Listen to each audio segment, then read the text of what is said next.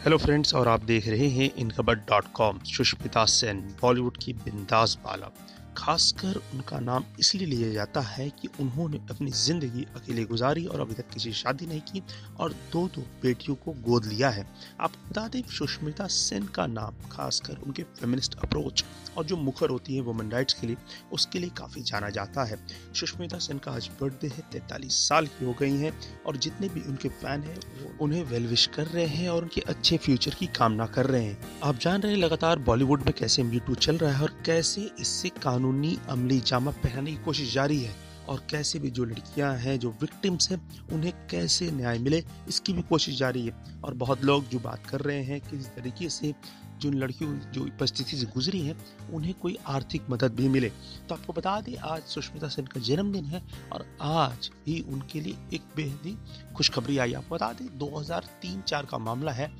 जब सुष्मिता सेन और Coca Cola company जो है उनके बीच में करार था और उस वक्त सुष्मिता सेन कोका कोला की एडवर्टाइजमेंट करती थी और उस वक्त कोका कोला की कंपनी के एक कर्मचारी ने सुष्मिता सेन का सेक्सुअल हरासमेंट करने की कोशिश की थी और इसके बाद सुष्मिता सेन ने काफी मुखर होकर इसके खिलाफ आवाज उठाई थी और उसके बाद कोका कोला ने आपको अचानक से सुष्मिता सेन के साथ ये करार रोक दिया था और उसके बाद सुष्मिता सेन ने कंपनी के खिलाफ आपको कानूनी लड़ाई लड़ने की बात कही और उसके बाद कंपनी बैकफुट में आई और 95 लाख रुपए का कंपनसेशन दिया था। और इसके बाद आपको बता दें, इस कंपनसेशन को सुष्मिता सेन ने अपने इनकम टैक्स रिटर्न में नहीं दिखाया था और इसके बाद इनकम टैक्स डिपार्टमेंट ने इसे छुपाने को लेकर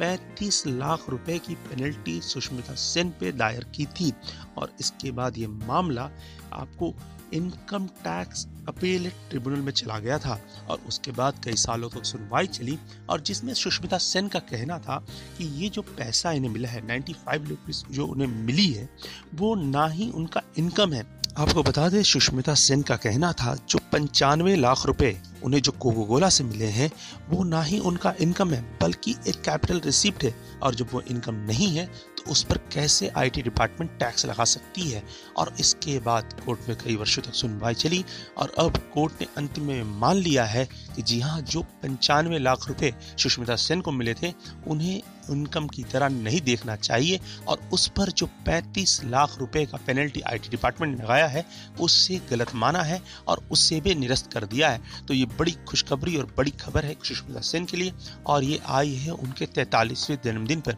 हम लगातार नजर बनाए रखते हैं बॉलीवुड की न्यूज़ पर। अगर आपको ये रिपोर्ट पसंद आई है तो हमारे चैनल इन खबर को सब्सक्राइब करें।